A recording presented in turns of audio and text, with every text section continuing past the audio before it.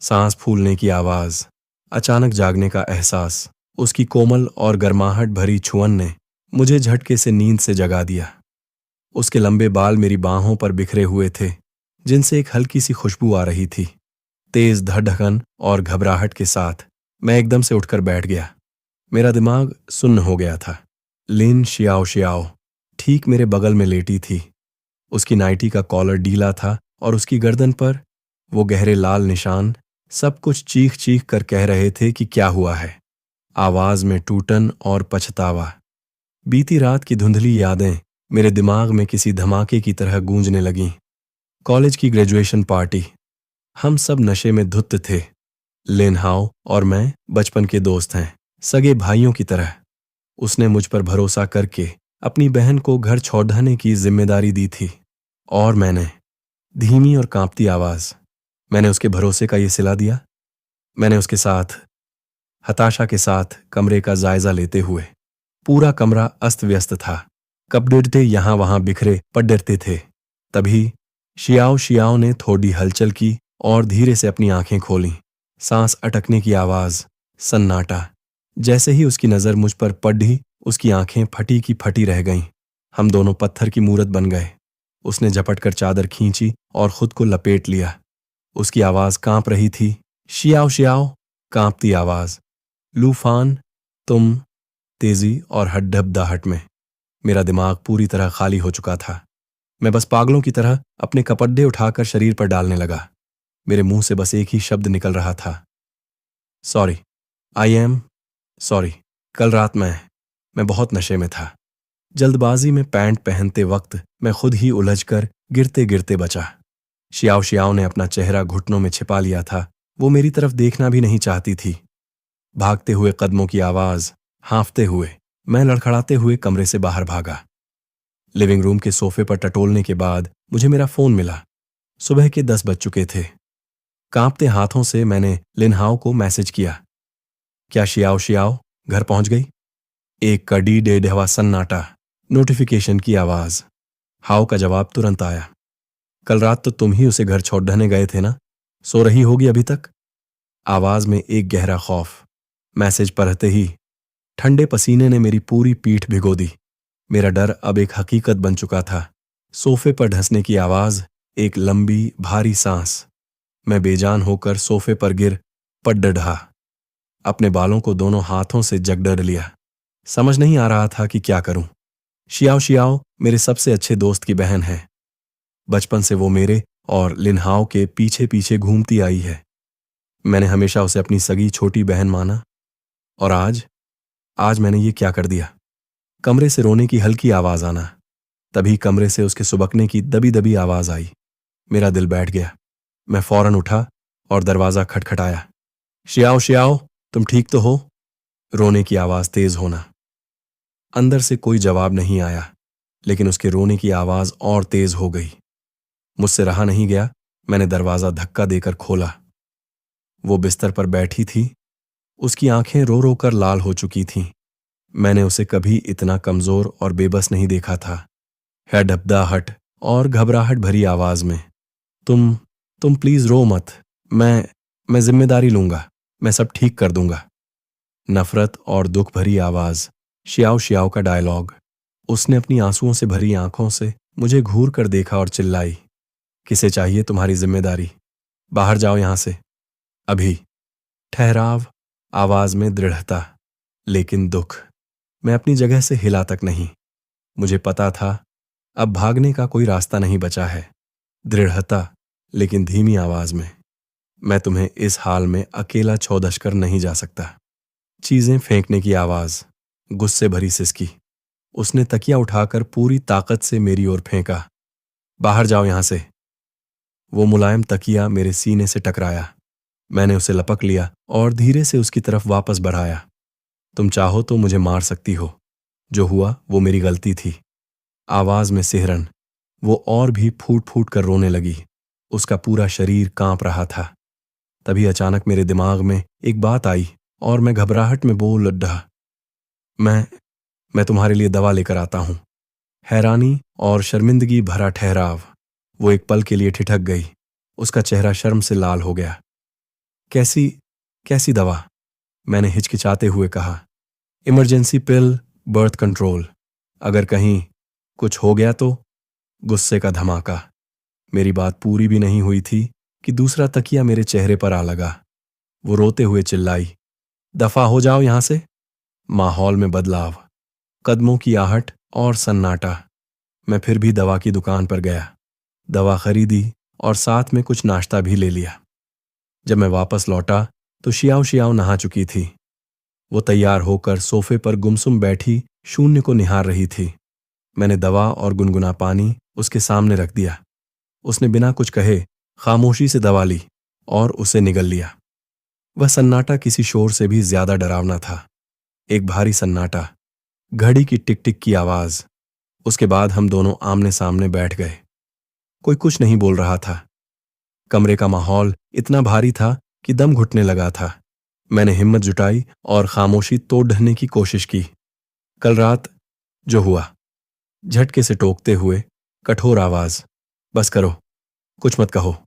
उसने तुरंत मुझे बीच में ही टोक दिया। उसकी आवाज में एक अजीब सी जिद थी। यही समझो कि ऐसा कुछ हुआ ही नहीं। दुख और हैरानी के साथ मैंने उसकी सूजी हुई लाल आंखों की तरफ देखा। मेरा दिल बैठा जा रहा था। पर यह कैसे मुमकिन है? हम इस बात को ऐसे कैसे भुला सकते हैं? तंज और गुस्से भरी आवाज, शियाओ शियाओ। उसने अचानक अपनी आवाज ऊंची की। तो फिर तुम क्या चाहते हो? जाकर मेरे भाई को सब बता दूं या तुम्हारी गर्लफ्रेंड को जाकर सफाई दूं? शौक और उलझन के साथ तेज आवाज। मैं सन्न रह गया। मेरी गर्लफ्रेंड? ये तुम क्या कह रही हो? मेरी कोई गर्लफ्रेंड नहीं है। शिकायत और दुख भरा लहजा। उसने अपनी आंखों में एक गहरी टीस के साथ मेरी ओर देखा। झूठ मत बोलो।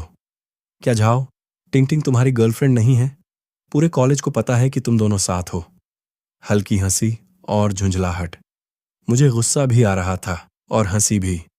ये सब सिर्फ अफवाहें हैं। मेरा और उसका कोई चक्कर नहीं है। वो बस मेरी क्लासमेट है, उससे ज्यादा कुछ नहीं। गहरी और धीमी आवाज, अविश्वास का भाव। उसे मेरी बातों पर बिल्कुल भरोसा नहीं था। वो अपना सिर झुकाए बस खामोश बैठी रही। मैंने नाश्ता उसकी ओर खिसकाया। पहले कुछ खा लो। सिसकने की आवाज, धीमी पेसिंग। वो छोटे छोटे निवाले लेने लगी, लेकिन तभी उसकी आंखों से आंसू फिर से छलक पड़े। मैंने टिश्यू पेपर उसकी तरफ बढ़ाया। उसने आंसू पोंछे और बहुत धीमी, लगभग फुसफुसाती हुई आवाज में कहा, मेरे भाई को कुछ मत बताना। तेजी से वादा करते हुए मैंने तुरंत सिर हिलाया। कभी नहीं, मैं वादा करता हूं। मन ही मन, भारी स्वर। लेकिन अंदर ही अंदर मैं जानता था कि यह मुमकिन नहीं है। यह कोई छोटी बात नहीं थी जिसे भुला दिया जाए। मेरा दिमाग सुन्न हो चुका था। उसे घर छोड़ दहाने के बाद मैं घंटों गलियों में भटकता रहा। हताशा भरी आवाज, मैं लिन्हाओ का सामना कैसे करूंगा? हम साथ पले बड़े हैं, सगे भाइयों से बढ़कर हमारा रिश्ता है। और मैंने उसकी पीठ में छुरा घोंपा है। भले ही यह सब एक अनजाने में हुआ हादसा था, पर मेरा दिल गिल्ट से फटा जा रहा था। फोन की रिंगटोन की आवाज, अचानक घबराहट। तभी रात को लिन्हाओ का फोन आया। उसने मुझे ड्रिंक्स के लिए बुलाया था। मेरा गला सूख गया, हाथ कांपने लगे। उसे मेरा चेहरा देखते ही शक हो जाएगा। आवाज में हिचकिचाहट और कमजोरी। मेरे पास और कोई रास्ता नहीं था। मैंने बस इतना कहकर मना कर दिया कि मैं बहुत थक गया हूं। दूसरी तरफ से हाव की हंसने की आवाज आई।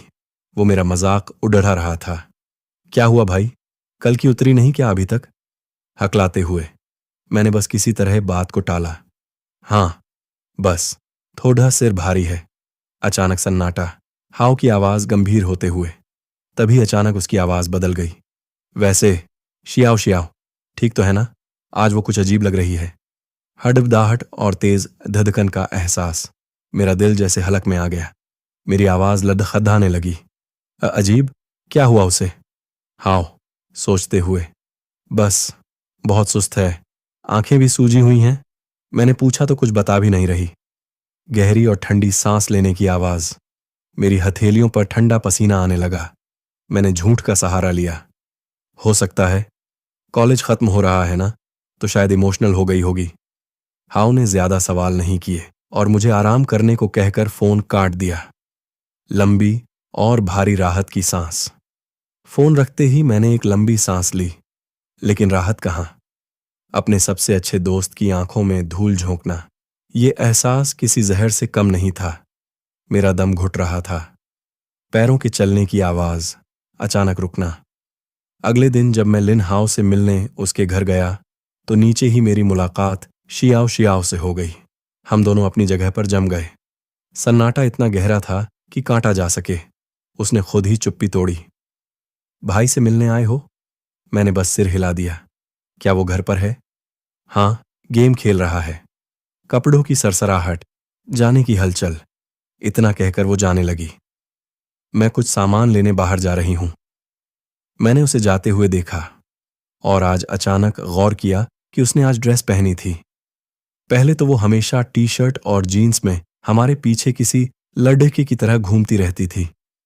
पता ही नहीं चला कि कब वो इतनी बड्ढी और खूबसूरत हो गई है। बिना सोचे समझे बोलना, मैं भी तुम्हारे साथ चलता हूं, मेरे मुंह से अचानक निकल गया। वो चौंक गई। पर तुम तो भाई से मिलने आए थे ना? मैंने बात बनाई। उसे खेलने दो, मैं तुम्हारे साथ चलता हूं। धीमे कदमों की आवाज, सन्नाटा। वो कुछ पल झिझकी, फिर मान गई। हम साथ चल रहे थे, लेकिन हमारे बीच एक फासला था। सन्नाटा फिर से हावी होने लगा। रास्ते में एक मिल्क टी की दुकान आई तो मैंने उसकी पसंद की मिल्क टी उसे खरीद कर दी। उसने बहुत धीरे से कहा, शुक्रिया। उसने एक घूंट पिया और हल्की और धीमी आवाज, एक ठहराव। मिल्क टी पीते वक्त उसके होंठों के कोने पर थोड़ी सी क्रीम लग गई थी। मैंने बिना सोचे समझे अपना हाथ बढ़ाया और उसे पोंछ दिया। सांस थमने की आवाज, सन्नाटा। हम दोनों वहीं जम गए। उसकी पलकें झुक गईं और गाल एकदम से लाल हो गए। मुझे अपनी गलती का एहसास हुआ और मैंने झटके से अपना हाथ पीछे खींच लिया। वो वहां कुछ लगा था। मैंने हकलाते हुए सफाई दी। उसने अपना सिर और झुका लिया, यहां तक कि उसके कान भी शर्म से लाल हो चुके थे। उस पल मुझे शिद्दत से एहसास हुआ कि वो छोटी बच्ची नहीं रही जो मेरे पीछे घूमा करती थी। बास्केटबॉल के टप्पे की आवाज, माहौल का बदलना, लेकिन लिन हाउ की तेज नजरों से बचना नामुमकिन था। वो मुझे बास्केटबॉल कोर्ट पर ले गया। बॉल को बास्केट में डालते हुए उसने अचानक मुझसे सवाल किया, आजकल तू मेरी बहन के साथ कुछ ज्यादा ही नजर आ रहा है, चक्कर क्या है? धड़धड़ एक कन तेज होने की आवाज, संभल कर बोलना। मेरा कलेजा मुंह को आ गया, पर मैंने खुद को शांत दिखाने की कोशिश की। अरे नहीं भाई, बस ऐसे ही इत्तेफाक से मिल गए थे। बॉल छीनने या बास्केट होने की तेज आवाज। उसने एक परफेक्ट 3 पॉइंटर मारा और फिर मेरी आंखों में आंखें डालकर बोला, मुझसे झूठ मत बोल, मैं तुझे बचपन से जानता हूं। बास्केटबॉल छीनने की आवाज, अरे मैंने तुम्हें कई बार साथ देख लिया है। थोड़ी झल्लाहट और सफाई देने वाले अंदाज में। मैंने झपट कर बॉल उसके हाथ से छीन ली और बात काटने के लिए बोला, देख भाई, तेरी बहन मेरी भी तो बहन जैसी ही है, अब क्या थोड़ा ख्याल भी नहीं रख सकता? उसने एक ठंडी आह भरी। पहले तो इतना ख्याल नहीं आता था तुझे। मैंने बॉल वापस उसकी तरफ फेंकी। अरे भाई, अब ग्रेजुएशन हो गया है, सब अपने अपने रास्ते चले जाएंगे, तो सोचा थोड़ा बहुत मिलजुल लें, इसमें क्या बुराई है? उसने बॉल पकड़ ली और कुछ सेकंड तक मुझे घूरता रहा। फिर अचानक उसके चेहरे पर एक शरारती मुस्कान आ गई। ओह लूफान, कहीं ऐसा तो नहीं कि तू मेरा जीजा बनने के सपने देख रहा है? उसकी बात सुनकर मैं लगभग अपनी ही लार से चोक हो गया। वो जोर जोर से हंसने लगा। उसे लग रहा था कि वो बस मजाक कर रहा है। मैंने चैन की सांस तो ली, लेकिन मेरे दिल के किसी कोने में एक अजीब सी टीस उठी। रात को हम सब साथ डिनर कर रहे थे। शियाओ शियाओ ठीक मेरे सामने बैठी थी, बिल्कुल खामोश। लिन हाउ पूरे जोश में ग्रेजुएशन के बाद के अपने प्लान्स बता रहा था, लेकिन मेरी और शियाओ शियाओ की नजरें जब भी मिलती, हम दोनों ही झेंप कर नजरें चुरा लेते। लूफान हाउ काम के लिए दिल्ली जा रहा था और मैं और शियाओ शियाओ इसी शहर में रुकने वाले थे। मैं अपनी आगे की पढ़ाई कर रहा था और वो नौकरी। लिन हाउ, भाई अब तुझे मेरी बहन का ख्याल रखना होगा, देखना कोई उसे परेशान न करे।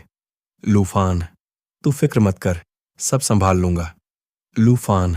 तभी शियाओ शियाओ ने मेरी तरफ देखा और फिर तुरंत अपनी नजरें झुका लीं। मेरे दिल में एक अजीब सी हलचल हुई।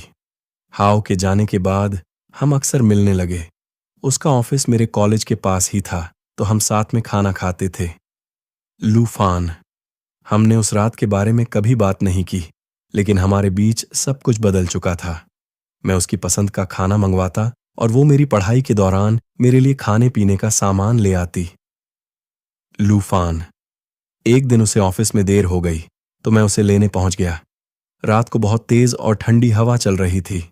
उसने खुद को अपनी जैकेट में कसकर लपेट रखा था। लूफान। मैंने अपनी जैकेट उतारी और उसके कंधों पर डाल दी। उसने मना नहीं किया। हम साथ चलने लगे। चलते हुए कभी कभी हमारे हाथ एक दूसरे से टकरा जाते थे। Xiao Xiao. लूफान।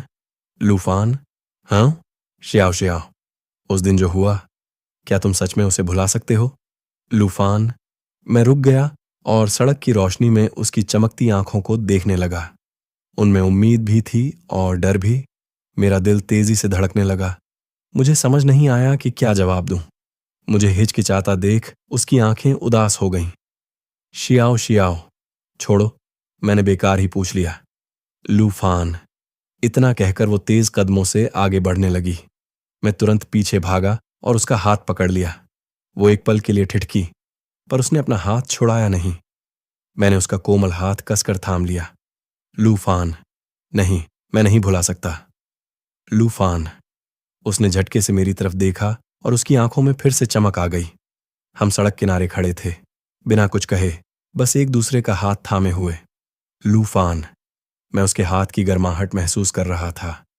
मेरे मन में उसे चूमने की तीव्र इच्छा हुई, लेकिन मैंने खुद को रोक लिया। जब मैं उसे उसके फ्लैट के नीचे छोड़ने पहुंचा, तो वो तुरंत अंदर नहीं गई। शियाओ शियाओ, क्या ऊपर आकर बैठना चाहोगे? भाई घर पर नहीं है। लूफान। मेरा दिल जोर से धड़कने लगा और मैंने हाँ में सिर हिला दिया। उसका छोटा सा फ्लैट बहुत साफ सुथरा था। हम सोफे पर बैठ गए, लेकिन माहौल में थोड़ी झिझक थी। उसने मुझे पानी का गिलास दिया, पर जैसे ही हमारे हाथ छुए, हम दोनों ने झटके से हाथ पीछे खींच ली और पानी फर्श पर गिर गया। लूफान। हम हड़बड़ी में पानी साफ करने लगे, तभी हमारे सिर एक दूसरे से टकरा गए। हम दोनों एक दूसरे को देखकर मुस्कुरा दिए और वो सारी झिझक पल भर में खत्म हो गई। शियाओ शियाओ, तुम्हारी आगे की पढ़ाई की तैयारी कैसी चल रही है? लूफान। सब ठीक चल रहा है। लूफान। बस इंग्लिश थोड़ी मुश्किल लग रही है। शियाओ शियाओ, मेरी इंग्लिश अच्छी है, क्या तुम्हें मदद चाहिए? लूफान। मैंने उसकी तरफ देखा और हिम्मत जुटाकर पूछा, तुम मेरे लिए इतना क्यों करती हो? Xiao Xiao. वो ठिठक गई और सिर झुकाकर धीरे से बोली, तुम्हें क्या लगता है? लूफान। मैंने उसका हाथ कसकर थाम लिया। मैं बस अपने प्यार का इजहार करने ही वाला था कि अचानक फोन बज उठा। लिनहाओ का वीडियो कॉल था। लूफान। हम घबराकर एक दूसरे से दूर हो गए। उसने जल्दी जल्दी अपने कपड़े और बाल ठीक किए। फोन उठाते ही स्क्रीन पर हाओ का हंसता हुआ चेहरा दिखा। लिनहाओ। क्या चल रहा है तुम दोनों का? Xiao Xiao. कुछ नहीं, लूफान बस घर आया हुआ है। लिन हाओ। तुम दोनों आजकल साथ में कुछ ज्यादा ही वक्त बिता रहे हो। लूफान, मेरी बहन का ख्याल रखना। लूफान। कुछ देर बात करने के बाद उसने फोन रख दिया। हम दोनों एक दूसरे को देखकर हंसने लगे। शियाओ शियाओ, हमें देखकर तो ऐसा लग रहा है जैसे हम कोई चोरी छिपे अफेयर चला रहे हों। उसके गाल एकदम से लाल हो गए। मैं अब अपने दिल के जज्बात और ज्यादा दबा नहीं पाया और उसके करीब जाकर धीरे से उसे चूम लिया। उसने अपनी बड़ी बड़ी आंखों से मुझे देखा। मैं घबराहट में माफी मांगने ही वाला था कि तभी उसने मेरे गले में हाथ डाल दिए और खुद आगे बढ़कर मुझे किस किया। इस बार हम दोनों पूरी तरह होश में थे। शराब का कोई असर नहीं था। मैं उसके ऊपर झुका और धीमी आवाज में पूछा, क्या मैं? उसने शर्माते हुए धीरे से सिर हिला दिया। सब खत्म होने के बाद वह मेरे सीने पर सिर रखकर धीरे से बोली। इस बार यह कोई इत्तेफाक नहीं था। मैंने उसे कसकर पकड़ लिया और धीमी आवाज में जवाब दिया, इत्तेफाक नहीं था। अगर तुम्हारे भाई को पता चला तो क्या होगा? मैंने थोड़ी चिंता के साथ पूछा। उसने सिर उठाकर मेरी तरफ देखा। क्या तुम्हें डर लग रहा है? मैंने थोड़ा सोचा और संजीदगी से कहा, डर तो है, पर तुम्हें खोने का डर उससे भी कहीं ज्यादा है। वह मुस्कुरा दी।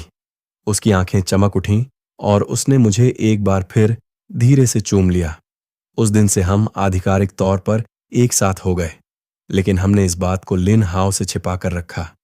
एक तो हमें डर था कि वह इसे आसानी से स्वीकार नहीं कर पाएगा, और दूसरा हम सच बताने के लिए किसी सही मौके का इंतजार करना चाहते थे। हम आम जोड़ों की तरह डेट पर जाते, फिल्में देखते और साथ खाना खाते, लेकिन हमेशा बहुत सावधानी बरतते और छिप छिप कर मिलते। जब भी उसके घर पर दस्तक होती तो हमारा दिल बैठ जाता कि कहीं लिन हाउ अचानक वापस ना आ गया हो। वह रोमांच और अपराध बोध का एहसास हमेशा हमारे मन में बना रहता था, लेकिन सच आखिर कब तक छिपता? आखिर लिन हाउ को पता चल ही गया। वह हमें सरप्राइज देने के लिए वक्त से पहले वापस आ गया और उसने हमारा राज पकड़ लिया। जब उसने दरवाजा खोला, मैं और लिन शाओ शाओ सोफे पर एक दूसरे से सटे हुए किस कर रहे थे। हमें भनक तक नहीं लगी। जब उसने गला साफ करते हुए खांसा, तब जाकर हम घबराकर अलग हुए। लिन हाउ का चेहरा गुस्से से नीला पड़ गया था, जिसे देख हम बदहवास हो गए।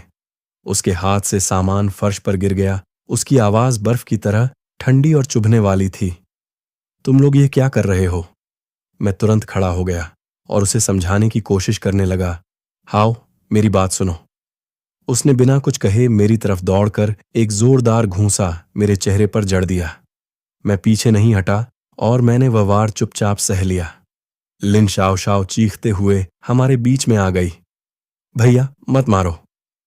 लिन हाउ ने मेरी तरफ उंगली उठाते हुए गुस्से से कांपते हुए कहा, लूफान, मैंने तुझे अपना सगा भाई माना था और तूने मेरे साथ ऐसा किया। मेरी बहन के साथ चक्कर चला रहा है। मैंने अपने होंठों के किनारे से खून पोंछा और संजीदगी से कहा, मैं सीरियस हूं। मैं शाओ शाओ को पसंद करता हूं। सीरियस? तुम दोनों के बीच यह सब कब शुरू हुआ? लिन शाओ शाओ ने उसका हाथ पकड़ा और धीरे से सच कबूल कर लिया। भैया, ग्रेजुएशन वाले दिन। ये सुनकर लिन हाउ और भी आग बबूला हो गया। इतना लंबा समय बीत गया और तुम दोनों ने मुझसे ये बात छिपा कर रखी। उसने अपनी बहन को एक तरफ धकेला और फिर से मुंह पर मुक्का चलाने के लिए हाथ उठाया, लेकिन इस बार मैंने उसका हाथ कलाई से पकड़ लिया। मुझे पता है कि तुम गुस्से में हो, पर मैं सच में शाओ शाओ के साथ अपनी जिंदगी बिताना चाहता हूं। वह काफी देर तक मुझे घूरता रहा। उसका सीना गुस्से से ऊपर नीचे हो रहा था। आखिर में उसने झटके से अपना हाथ छुड़ाया, अपना सामान उठाया और दरवाजा जोर से पटककर बाहर निकल गया। भैया, लिन शाओ शाओ उनके पीछे भागना चाहती थी, पर मैंने उसे रोक लिया। उन्हें थोड़ा शांत होने दो। दरवाजा जोर से बंद हो चुका था और लिन शाओ शाओ मेरे सीने से लगकर रोने लगी। मैंने उसे कसकर थाम लिया। मेरा दिल भी भारी हो रहा था। उस दिन के बाद से लिन हाउ ने न तो मेरा फोन उठाया और न ही मेरे मैसेज का जवाब दिया। मैं उससे मिलने भी गया, पर उसने दरवाजा नहीं खोला। लिन शाओ शाओ ने उसे समझाने की बहुत कोशिश की, पर सब बेकार रहा। हम दोनों को कुछ समझ नहीं आ रहा था। एक दिन लिन शाओ शाओ ने लाल आंखों, रोती हुई आंखों के साथ मुझसे कहा, हम ब्रेकअप कर लेते हैं। मैं सन्न रह गया। क्यों? उसने रोते हुए कहा, मैं नहीं चाहती कि मेरी वजह से तुम और मेरे भाई दुश्मन बन जाओ। तुम दोनों की दोस्ती इतने सालों पुरानी है। मैंने उसका चेहरा अपने हाथों में लिया और संजीदगी से उसकी आंखों में देखकर पूछा, और हमारे रिश्ते का क्या? क्या तुम इसे इतनी आसानी से खत्म कर सकती हो? उसने बेबसी से अपना सिर हिलाया। मुझे समझ नहीं आ रहा कि मैं क्या करूं। मैंने उसे गले लगा लिया। कोई ना कोई रास्ता जरूर निकलेगा, बस मुझे थोड़ा समय दो। मैं लिन हाउ के माता पिता से मिलने गया। वे हमेशा से मुझे बहुत पसंद करते थे। जब उन्हें पता चला कि मैं और लिन शाओ शाओ साथ हैं, तो उन्होंने विरोध करने के बजाय खुशी जताई। लिन अंकल ने मुझे तसल्ली देते हुए कहा, हाओ बस थोड़ी जिद कर रहा है, तुम चिंता मत करो। लिन आंटी ने भी मुस्कुराते हुए कहा, हम उसे समझाएंगे, तुम दोनों बस अच्छे से साथ रहो। मेरे दिल को काफी सुकून मिला, लेकिन मैंने लिन हाओ को मनाने की कोशिश नहीं छोड़ी। आखिरकार एक दिन मैंने उसे बास्केटबॉल कोर्ट पर ढूंढ ही लिया। वह अकेला लगातार बास्केटबॉल खेल रहा था और पसीने से पूरी तरह तरबतर था। मैं अपनी जैकेट उतार कर आगे बढ़ा और उसके साथ खेलने लगा। हम दोनों ने बिना एक शब्द बोले पूरी दोपहर बास्केटबॉल खेला, जब तक कि हम थक कर जमीन पर ढेर नहीं हो गए। तभी अचानक वह बोला। उसकी आवाज फटी हुई, भारी थी। अगर तुमने मेरी बहन के साथ कुछ भी गलत किया तो मैं तुम्हें छोड़ूंगा नहीं। मेरे दिल में खुशी की लहर दौड़ गई और मैंने तुरंत जवाब दिया, मैं ऐसा कभी नहीं करूंगा। वह उठकर बैठा और मेरी तरफ देखकर पूछा, तुम दोनों के बीच यह सब आखिर शुरू कब हुआ? मैंने उसे ग्रेजुएशन वाली रात की पार्टी की पूरी बात बता दी। सिर्फ उस रात शारीरिक संबंध बनने वाली बात मैंने उससे छिपा ली। वो काफी देर तक खामोश रहा और आखिर में उसने एक ठंडी आह भरी। शाओशाओ को पता है कि तुम उसे कब से पसंद करते हो? उसने पूछा। मैं सन्न रह गया। क्या? वो थोड़ा मुस्कुराया और बोला, अब नाटक मत करो। कॉलेज के दिनों में ही मैंने ये भांप लिया था। मैं हैरानी से उसे देखने लगा। जिस तरह तुम उसे देखते थे वो अलग था। उसने आगे कहा, मुझे बस ये उम्मीद नहीं थी कि तुम दोनों सच में साथ आ जाओगे। मैंने अपना सिर झुका लिया और कहा, सच कहूं तो मैंने भी नहीं सोचा था। उसने मेरे कंधे पर हाथ रखा और कहा, उसका ख्याल रखना। मैंने सिर हिलाते हुए वादा किया, बिल्कुल। हमारे बीच सब ठीक हो गया। लिन हाओ के मान जाने के बाद अब हम बिना किसी डर के सबके सामने साथ रह सकते थे। लेकिन लिन शाओशाओ के मन में अभी भी कोई बात थी। एक दिन उसने मुझसे पूछा, क्या तुम सिर्फ अपनी जिम्मेदारी की वजह से मेरे साथ हो? मैं हैरान रह गया। तुम ऐसा क्यों पूछ रही हो? क्योंकि हमारी शुरुआत एक इत्तेफाक थी, उसने जवाब दिया। उसने कहा, क्या तुम्हें ऐसा लगता है कि तुम्हें जिम्मेदारी निभानी होगी इसलिए? मैंने उसके मुंह पर हाथ रख दिया और कहा, ऐसी बेकार की बातें मत करो। मैंने उसकी आंखों में देखते हुए कहा, मैं तुम्हें इसलिए पसंद नहीं करता क्योंकि ये मेरी जिम्मेदारी है। उसकी आंखें चमक उठीं। सच में? मैंने सिर हिलाया। असल में मैं तुम्हें बहुत पहले से पसंद करता था, बस मुझे खुद इस बात का एहसास नहीं था। वो मुस्कुराई और दौड़कर मेरे गले लग गई। हमने ढलते सूरज की रोशनी में एक दूसरे को चूम लिया। अब ना तो कोई छिपना था, ना ही किसी बात का डर। वो एहसास वाकई बहुत खूबसूरत था। बाद में मेरा पोस्ट ग्रेजुएशन में एडमिशन हो गया और उसकी नौकरी भी अच्छी चलने लगी। हम साथ रहने लगे और हमने एक बिल्ली भी पाली। लिन हाओ अक्सर हमारे यहाँ खाना खाने आता और हमेशा हमें साथ देखकर चिढ़ाता कि हम कितना रोमांस करते हैं। सब कुछ बहुत अच्छा चल रहा था। तभी एक दिन जब लिन शाओशाओ नहा रही थी, मैंने उसके फ़ोन की घंटी सुनी। मैंने फ़ोन उठाकर देखा तो उसके ऑफिस के एक कलीग का मैसेज था, जिसने उसे वीकेंड पर डिनर के लिए बुलाया था।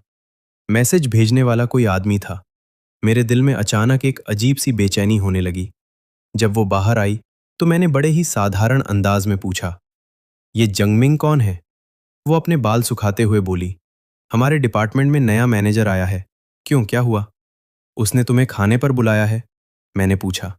वो मुस्कुरा दी। तुम मेरा फोन चेक कर रहे थे? मुझे थोड़ी शर्मिंदगी महसूस हुई। बस अचानक नजर पड़ गई। वो मेरे पास आकर बैठ गई। क्या तुम्हें जलन हो रही है? मैंने मुंह बनाया, बिल्कुल नहीं। उसने मुझे प्यार से चूमा और कहा, वीकेंड पर हमारी टीम की पार्टी है। वो सबको ट्रीट दे रहा है। सब लोग जा रहे हैं।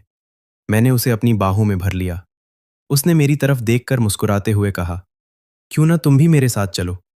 मेरी आंखें चमक उठीं। क्या मैं चल सकता हूं? उसने सिर हिलाया। बिल्कुल। वैसे भी मैं उन सबको अपने बॉयफ्रेंड से मिलवाना चाहती हूं। ये सुनकर मेरे दिल को काफी तसल्ली मिली। वीकेंड पर मैं उसके साथ पार्टी में गया। जैसा मैंने सोचा था, जंग मिंग उसके प्रति काफी उत्साह दिखा रहा था और बार बार उसे खाना सर्व कर रहा था। मैं पूरी शाम गुस्से में चेहरा बनाए बैठा रहा। लिन शाओशाओ ने मेज के नीचे मेरा हाथ दबाया और फुसफुसाते हुए कहा, ऐसा मत करो। मैंने किसी तरह एक फीकी मुस्कान दी। खाना खाने के बाद सब लोग केटीवी गए, जहां झांग मिंग जिद करने लगा कि वो शाओशाओ के साथ एक रोमांटिक गाना गाना चाहता है। अब मुझसे और बर्दाश्त नहीं हुआ। मैं खड़ा हो गया और बोला, मैं अपनी गर्लफ्रेंड के साथ गाऊंगा। पूरे कमरे में अचानक सन्नाटा छा गया। झांग मिंग ने झेपते हुए मुस्कुराकर कहा, ओह, तो शाओशाओ का बॉयफ्रेंड भी है? लिन शाओशाओ ने मुझे घूर कर देखा। लेकिन फिर भी माइक हाथ में ले लिया। हमने एक प्यारा सा रोमांटिक गाना गाया। गाना खत्म होते ही सब लोग शोर मचाने और मजे लेने लगे। उसके बाद झांग मिंग फिर शाओशाओ के करीब नहीं आया। घर लौटते समय शाओशाओ ने मुझसे कहा, तुमने अभी जो किया वो बहुत ज्यादा साफ दिख रहा था। मैंने हक जताते हुए कहा, वो पक्का तुम पर डोरे डाल रहा था। उसने आह भरते हुए कहा, काम अपनी जगह है और निजी जिंदगी अपनी जगह। लेकिन उसने फिर आगे कुछ नहीं कहा। बाद में पता चला कि झांग मिंग का ट्रांसफर किसी दूसरे विभाग में हो गया है, जिसे सुनकर मुझे मन ही मन बड़ी तसल्ली हुई। पर कुछ ही समय बाद एक नई समस्या खड़ी हो गई। मेरे माता पिता ने जब सुना कि मैं और लिन शाओशाओ साथ हैं तो वे बहुत खुश हुए। वे लगातार मुझ पर उसे घर लाने का दबाव बनाने लगे।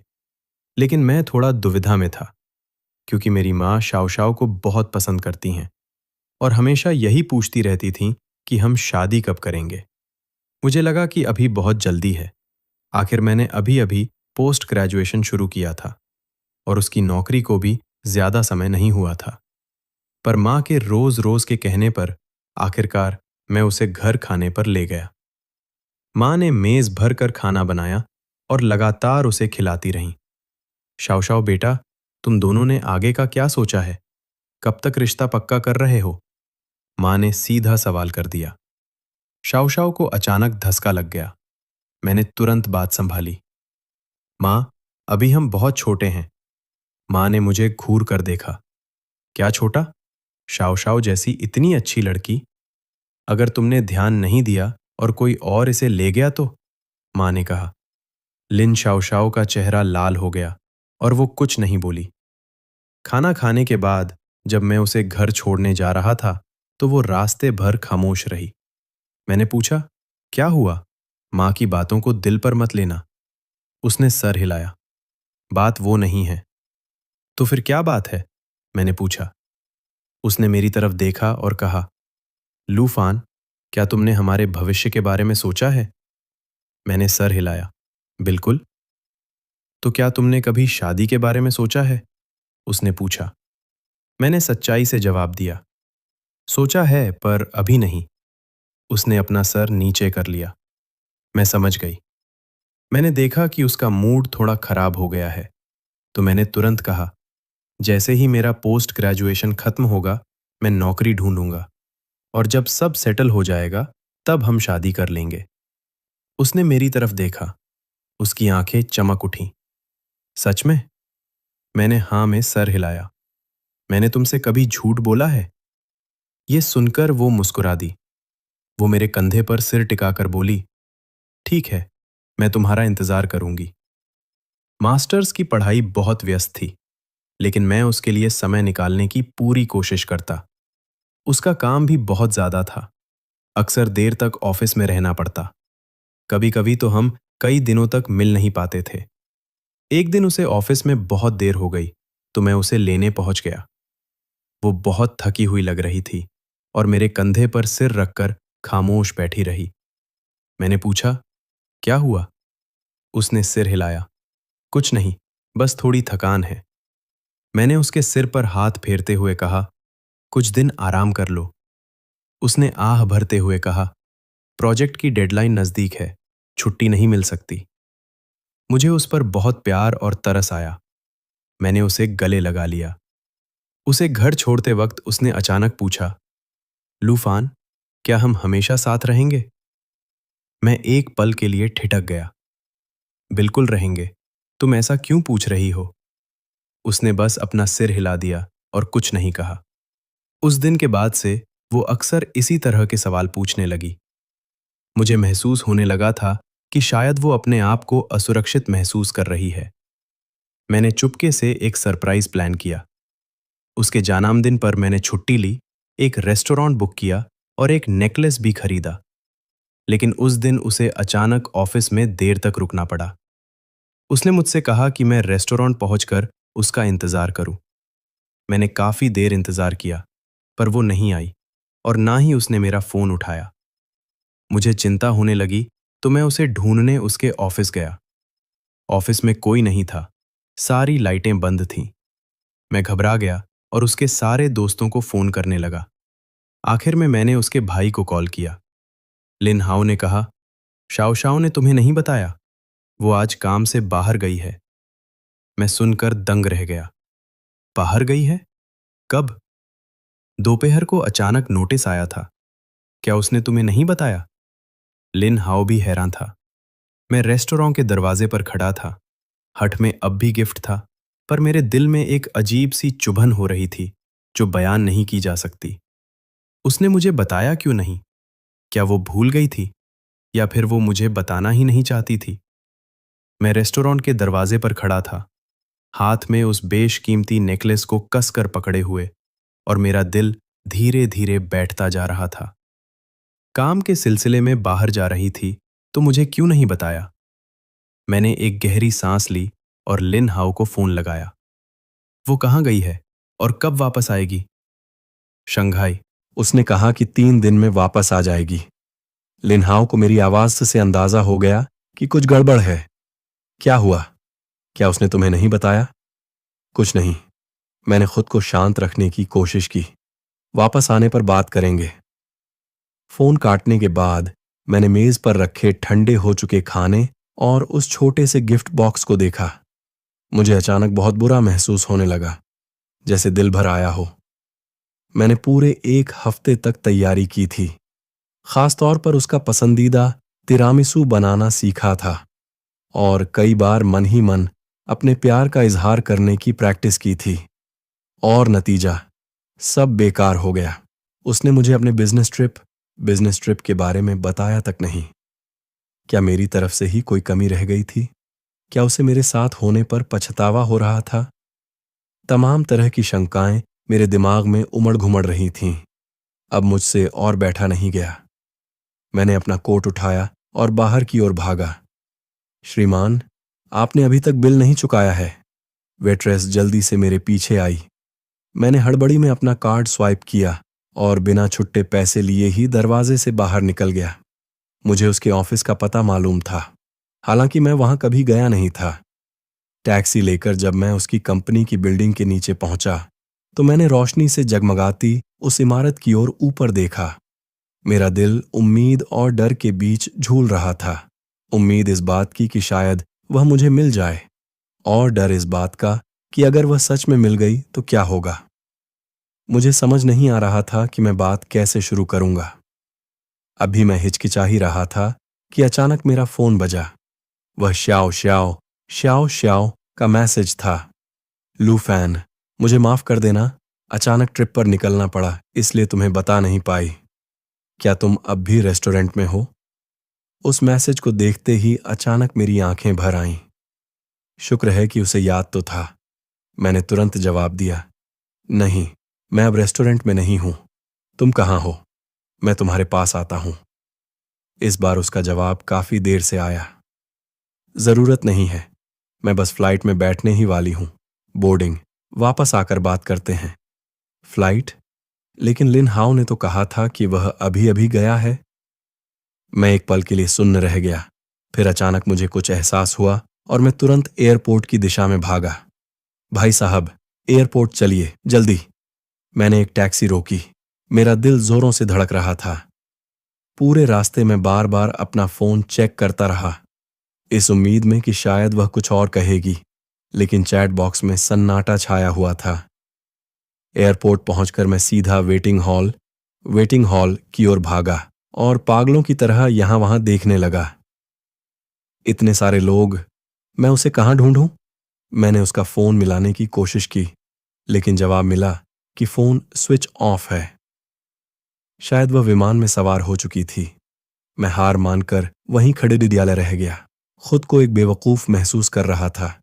लूफैन। अचानक मुझे एक जाना पहचाना स्वर सुनाई दिया। मैं तेजी से पीछे मुड़ा और देखा कि श्याओ श्याओ श्याओ श्याओ थोड़ी ही दूरी पर खड़ी थी। उसके हाथ में एक छोटा सा ट्रॉली बैग था और उसकी आंखें हैरानी से फटी की फटी रह गई थीं। तुम यहां क्या कर रहे हो? हम दोनों ने एक साथ एक ही सवाल पूछा। मैं तेजी से उसके पास गया। समझ नहीं आ रहा था कि क्या कहूं। क्या तुम बिजनेस ट्रिप पर नहीं गई थी? आखिर मैंने पूछ ही लिया। श्याओ श्याओ एक पल के लिए ठिठकी और फिर अचानक खिलखिलाकर हंस पड़ी। मेरे भाई ने तुमसे कहा कि मैं ट्रिप पर गई हूं। मैंने सिर हिलाया, अभी भी समझ नहीं पा रहा था कि वह हंस क्यों रही है। उसने अपने होंठ सिकोड़े और उसकी आंखें हंसते हुए अर्धचंद्र चांद की तरह झुक गईं। ये लिन हाओ भी ना, मैंने तो उससे बस इतना कहा था कि वह तुमसे झूठ बोल दे कि मैं किसी काम में फंसी हूं। उसने बिजनेस ट्रिप की झूठी कहानी क्यों बनाई? मैं और भी उलझन में पड़ गया। तो तुम कहीं बाहर नहीं जा रही थी? फिर यह सब क्या था? श्याओ श्याओ अचानक शर्म से लाल हो गई और धीरे से फुसफुसाते हुए बोली, सच तो यह है कि मैं इसे खरीदने गई थी। उसने अपने छोटे से हैंडबैग से एक छोटा सा डिब्बा निकाला और मेरी ओर बढ़ा दिया। मैंने उसे खोलकर देखा तो उसमें कपल ब्रेसलेट्स की एक खूबसूरत जोड़ी थी, जिस पर हमारे नामों के शुरुआती अक्षर इनिशियल्स खुदे हुए थे। जन्मदिन मुबारक हो, उसने धीमी आवाज में कहा। भले ही एक दिन की देरी हो गई, पर मैं तुम्हें सरप्राइज देना चाहती थी। उसे इस तरह झिझकते हुए देखकर मैं सब कुछ समझ गया। वह मेरा जन्मदिन भूली नहीं थी, बल्कि चुपके से मेरे लिए तोहफा तैयार कर रही थी। पर तुमने मुझे बताया क्यों नहीं? मैंने खुद को पूछने से नहीं रोक पाया। मुझे तो लगा कि मैंने तुम्हें छोड़ दिया। श्याओ श्याओ ने मेरी बात पूरी की। उसकी आंखें चमक रही थीं। पागल, मैं तुम्हें भला कैसे छोड़ सकती हूं? उसने उनमें से एक ब्रेसलेट उठाया और बड़े प्यार से मेरी कलाई पर बांध दिया। पसंद आया? मैंने इसे चुनने में बहुत वक्त लगाया है। उसे इतनी संजीदगी से अपनी बात कहते देख मैंने अचानक उसे अपनी बाहों में भर लिया। पसंद आया? मुझे यह बहुत ज्यादा पसंद आया। मैंने उसे कसकर थाम लिया। मेरा दिल भावनाओं और सुकून से भरा हुआ था। मुझे माफ कर दो, मैंने तुम्हें गलत समझा। श्याओ श्याओ ने मेरी बाहों में धीरे से अपना सिर हिलाया। माफी तो मुझे मांगनी चाहिए, मुझे तुम्हें पहले ही बता देना चाहिए था। मैंने उसे अपनी बाहों से थोड़ा ढीला किया और अपनी जेब से वह तोहफे का डिब्बा निकाला, जिसे मैं कब से संभाल कर बैठा था। सच तो यह है कि मैंने भी तुम्हारे लिए एक तोहफा तैयार किया था। श्याओ श्याओ ने हैरानी से अपनी आंखें बड़ी कर लीं। लेकिन कल तो तुम्हारा जन्मदिन था ना? मैंने डिब्बा खोला, जिसके अंदर एक चमकता हुआ नेकलेस हार था। यह तुम्हारे पिछले जन्मदिन के तोहफे की भरपाई है, जो मैं नहीं दे पाया था। पिछली बार जब तुम्हारा जन्मदिन था, तब मेरे पास इसे खरीदने के लिए पर्याप्त पैसे नहीं थे। एयरपोर्ट की रोशनी में वह नेकलेस जगमगा रहा था और साथ ही श्याओ श्याओ की आंखें भी चमक उठीं। यह बहुत सुंदर है, उसने धीमी आवाज में कहा।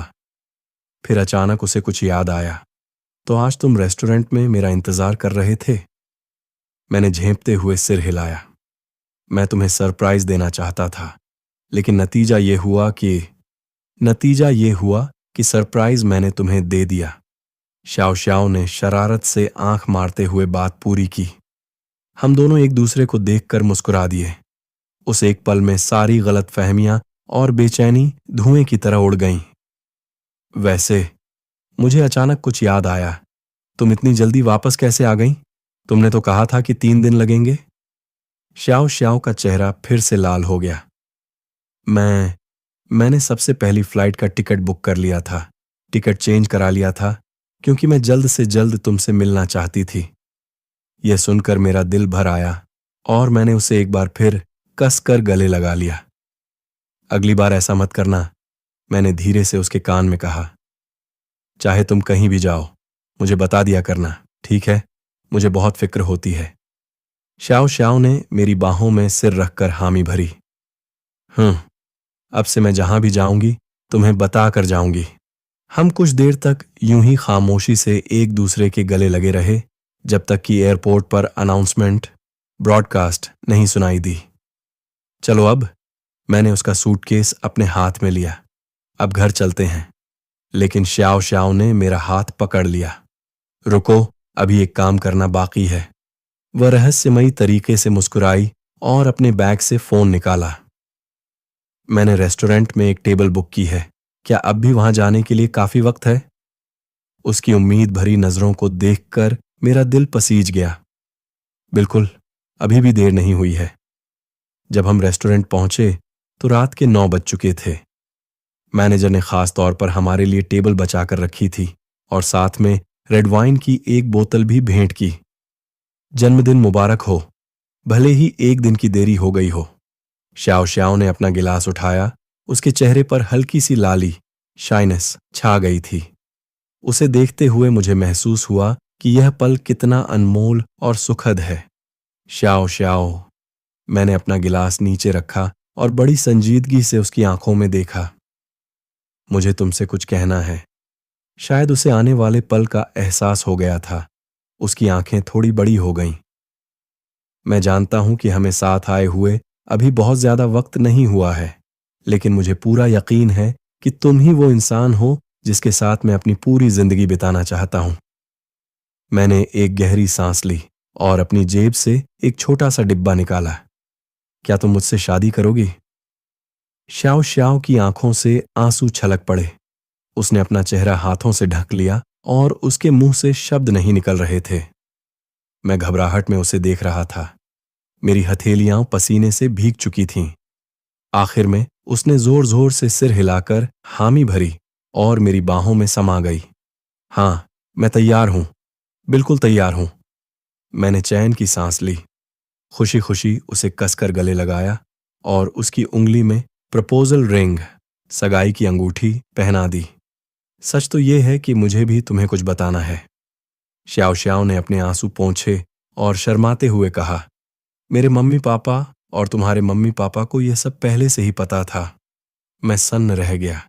उन्हें क्या पता था? उन्हें तुम्हारे प्रपोजल के बारे में पता था। श्याओ श्याओ ने हंसते हुए कहा, मैंने चुपके से उनसे उनकी राय मांगी थी। तब जाकर मुझे सब समझ आया, महसूस हुआ। तो इसका मतलब हाल फिलहाल में जो वो इतने रहस्यमयी बने हुए थे, वो दरअसल तुम्हारे लिए कवर मास्किंग तैयार कर रहे थे। श्याओ श्याओ ने सिर हिलाया। उसकी आंखें हंसते हुए फिर से अर्धचंद्र की तरह झुक गईं। लगा ना सरप्राइज? मैं खुद को रोक नहीं पाया और उसे चूम लिया। ये तो बहुत बड़ा सरप्राइज था। उस रात हम हाथ में हाथ डाले घर की ओर चल दिए। पूरे रास्ते हम अपने भविष्य की योजनाएं बनाते रहे। शादी इंडियन स्टाइल, पारंपरिक होगी या वेस्टर्न? हनीमून के लिए कहाँ जाएंगे? हमारे कितने बच्चे होंगे? हर सवाल हमें आने वाली जिंदगी के लिए और भी ज्यादा उत्साहित कर रहा था। जैसे ही हम घर के दरवाजे पर पहुंचे, मैंने देखा कि दरवाजे की दरार से अंदर की रोशनी बाहर आ रही थी। मेरे मम्मी पापा और श्याओ श्याओ के माता पिता सब हमें घेर कर खड़े हो गए। हमारे एक दूसरे के हाथों में थमे हाथों को देखकर उनकी खुशी का ठिकाना न था। आखिरकार ये दिन आ ही गया। मेरी मां ने अपनी आंखों के कोने पोंछते हुए कहा, तुम दोनों हमेशा ऐसे ही खुश रहना। श्याओ श्याओ की मां ने भी सिर हिलाया। लू फैन, अब से हमारी श्याओ श्याओ का अच्छे से ख्याल रखना। मैंने श्याओ श्याओ का हाथ और मजबूती से थाम लिया और पूरी गंभीरता से वादा किया, आप फिक्र न करें, मैं उसे दुनिया की हर खुशी दूंगा। उस रात हम सब ने एक साथ मिलकर खाना खाया और अपनी सगाई का जश्न मनाया। श्याओ श्याओ की उस प्यारी मुस्कान को देखकर मुझे लगा कि मैं दुनिया का सबसे खुशनसीब इंसान हूं। सोने से पहले मैंने श्याओ श्याओ को अपनी बाहों में लिया और धीरे से कहा, अगली बार मुझे इस तरह इतना परेशान मत करना, ठीक है ना? श्याओ श्याओ ने मेरी बाहों में सिमटते हुए मासूमियत से सिर हिलाया। अब ऐसा नहीं होगा। आगे से मैं जहां भी जाऊंगी तुम्हें रिपोर्ट दूंगी। मैंने उसके माथे को चूमा और कहा, रिपोर्ट नहीं, बल्कि शेयर, साझा करना। मैं तुम्हारी जिंदगी का हर पल तुम्हारे साथ साझा करना चाहता हूं। श्याओ श्याओ ने भावुक होकर मेरी तरफ देखा और फिर उसे अचानक कुछ याद आया। अरे हां, मेरे पास तुम्हारे लिए एक आखिरी सरप्राइज और है। उसने अपना फोन निकाला और एक फोटो एल्बम खोला। दरअसल मैं सिर्फ ब्रेसलेट खरीदने नहीं गई थी, मुख्य रूप से इसे लेने गई थी। फोटो में वेडिंग ड्रेस, शादी के जोड़े के कुछ बेहतरीन डिजाइन स्केच थे। मैंने गुपचुप तरीके से एक डिजाइनर से ये तैयार करवाए हैं। श्याओ श्याओ ने शर्माते हुए कहा, मैं तुम्हें सरप्राइज देना चाहती थी। उन खूबसूरत डिजाइन्स को देखकर मेरा दिल भर आया। तो तुम इन पिछले कुछ दिनों से जो इतना रहस्यमयी व्यवहार कर रही थी, वो इन सब की तैयारी के लिए था। श्याओ श्याओ ने मुस्कुराते हुए सिर हिलाया। उसकी आंखें चमक रही थीं। क्या तुम्हें ये पसंद आए? मैंने उसे कसकर गले लगा लिया। पसंद? मुझे ये बहुत पसंद आए, लेकिन मुझे सबसे ज्यादा पसंद तुम हो। चांदनी रात में हम एक दूसरे की बाहों में लिपटे हुए अपने आने वाले हर दिन की योजना बनाने लगे। मुझे पता था कि आज के बाद हमारे बीच कोई गलतफहमी या राज नहीं रहेगा, क्योंकि हमने सीख लिया था कि प्यार करने वालों के बीच सबसे जरूरी चीज एक दूसरे के प्रति ईमानदार, ऑनेस्ट होना है। और यह तो बस एक शुरुआत थी। कहानी समाप्त। Extra side story. भाई की जलन, मेरी बहन और मेरा यार हर दिन लव बर्ड्स बनकर मुझे जलाते रहते हैं। अब मैं क्या करूं? अपनी बहन को अपने ही सबसे अच्छे दोस्त के हाथों 7वें आसमान पर चढ़ते हुए देखना कैसा अनुभव होता है। जब आपका जिगरी दोस्त ही आपका जीजा बन जाए और हर वक्त रोमांस का दिखावा करे, तो इस स्थिति से कैसे निपटें? मैं ऑनलाइन जवाब का इंतजार कर रहा हूं। थोड़ा जल्दी बताना, क्योंकि इनकी प्रेम कहानी की चमक से मेरी आंखें चौंधिया रही हैं। मेरा नाम लिन हाओ है। आज 108वीं बार मुझे इस बात का पछतावा हो रहा है कि मैंने अपने सबसे अच्छे दोस्त लू फैन को अपनी बहन लिन श्याओ श्याओ का ख्याल रखने के लिए कहा था। बात करीब 6 महीने पहले की है। काम के सिलसिले में मेरा तबादला बीजिंग हो रहा था। जाने से पहले मैंने खास तौर पर लू फैन को बुलाया और उसे 1000 बार समझाया कि वह श्याओ श्याओ का ध्यान रखे। उस वक्त लू फैन ने अपना सीना ठोक कर वादा किया था, हाओ जी, फिक्र मत कर यार, तेरी बहन मेरी भी बहन जैसी है, मैं उसका पूरा ख्याल रखूंगा। अब मैं बस वक्त में पीछे जाना चाहता हूं और उस वक्त के खुद को एक जोरदार तमाचा मारना चाहता हूं कि क्यों मैंने इतनी जुबान चलाई और क्यों उस पर इतना भरोसा किया। अब देख लो नतीजा, ये दोनों न सिर्फ मेरी पीठ पीछे एक हो गए, बल्कि अब हर दिन मेरे सामने अपने प्यार का नुमाइश करते फिरते हैं। आखिर इस बात का खुलासा कैसे हुआ? उस दिन मैं अपना प्रोजेक्ट समय से पहले खत्म करके घर लौटा। मैं श्याओ श्याओ को एक सरप्राइज देना चाहता था, लेकिन जैसे ही मैंने दरवाजा खोला, मैंने देखा कि लू फैन मेरी बहन को सोफे पर दबाकर उसे चूम रहा था। मेरा तो दिमाग ही फट गया। लू फैन, मैंने तुझे अपना भाई माना और तूने मेरी ही बहन पर हाथ साफ कर दिया। लेकिन इस कमीने लू फैन को जरा भी शर्म नहीं आई, बल्कि उसने मेरी बहन को अपने पीछे छिपा लिया और बड़े सुकून से बोला, हाओ जी, मैं इसे लेकर सीरियस हूं। मेरा तो जैसे दम ही निकल गया। आखिर में श्याओ श्याओ ने मेरा हाथ पकड़ा और लाड जताते हुए बोली, भैया, हम एक दूसरे से सच्चा प्यार करते हैं। अब अपनी बहन के चेहरे पर वो खुशी देखकर मैं और क्या कह सकता था। बस अपने दांत पीसकर इस बात को मानना पड़ा। लेकिन मुझे क्या पता था कि यह तो बस कबाब में हड्डी बनने की शुरुआत थी। जब से ये दोनों साथ आए हैं, मेरी आंखों की रोशनी इनकी प्रेम कहानी देख देख कर धुंधली हो गई है। आज वीकेंड था, मुझे बड़ी मुश्किल से आराम मिला था। मेरा मन हुआ कि बहन के घर जाकर एक वक्त का खाना खा लूं। लेकिन जैसे ही मैं अंदर घुसा, मैंने देखा कि लू फैन एप्रन वेकॉन बांधे किचन में पूरी शिद्दत से लगा हुआ था। अरे हाओ जी, तुम आ गए।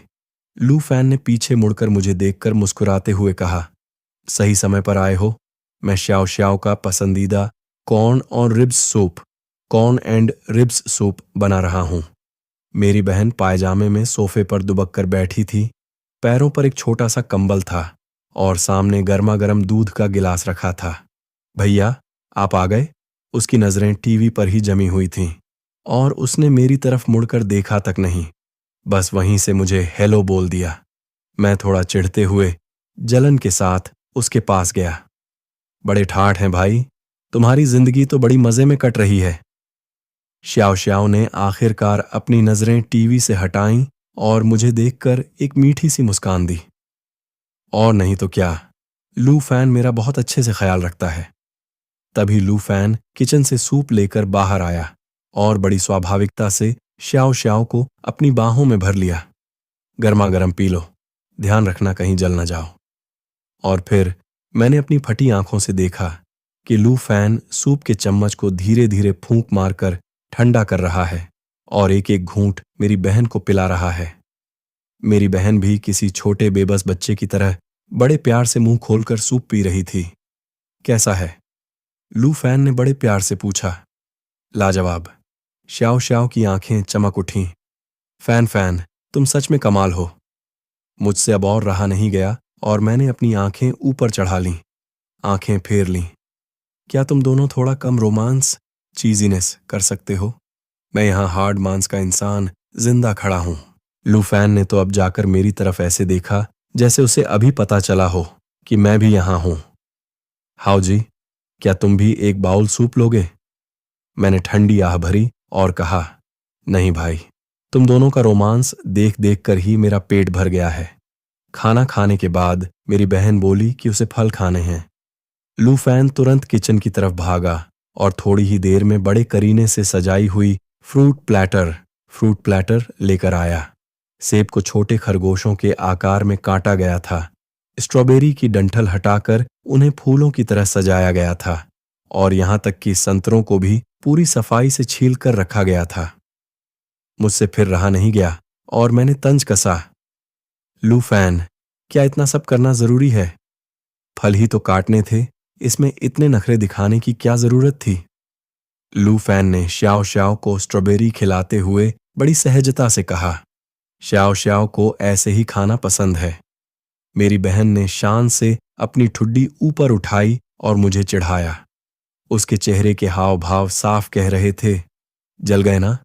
मुझसे तो अब और देखा ही नहीं जा रहा था, लेकिन हद तो इसके बाद होने वाली थी।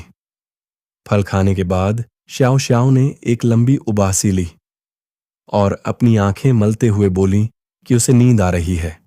लू फैन ने तुरंत उसे अपनी बाहों में उठाया, प्रिंसेस कैरी, और बोला, चलो अब दोपहर की नींद, सिएस्टा का वक्त हो गया है। मैं फटी आंखों से उसे देखते रह गया। जब वह मेरी बहन को बेडरूम में ले गया, उसे बड़े प्यार से बिस्तर पर लिटाया, कंबल ओढ़ा दिया और उसके माथे पर एक किस किस भी की। यह पूरा सिलसिला इतना सहज था जैसे उन्होंने हजारों बार इसकी रिहर्सल की हो। जब लू फैन बेडरूम से बाहर आया और उसने मुझे अभी भी लिविंग रूम में खड़ा पाया तो उसने हैरानी से पूछा, हाउ जी, तुम अभी तक गए नहीं? क्या मतलब, अब तुम मुझे भगा रहे हो? मुझे तो अपने कानों पर यकीन ही नहीं हो रहा था। लू फैन ने झेंपते हुए अपना सिर खुजलाया और बोला, श्याओ श्याओ की नींद बहुत कच्ची है। लिविंग रूम में किसी की मौजूदगी से उसकी नींद खराब हो सकती है। मैं तो गुस्से के मारे खून के घूंट पीकर रह गया।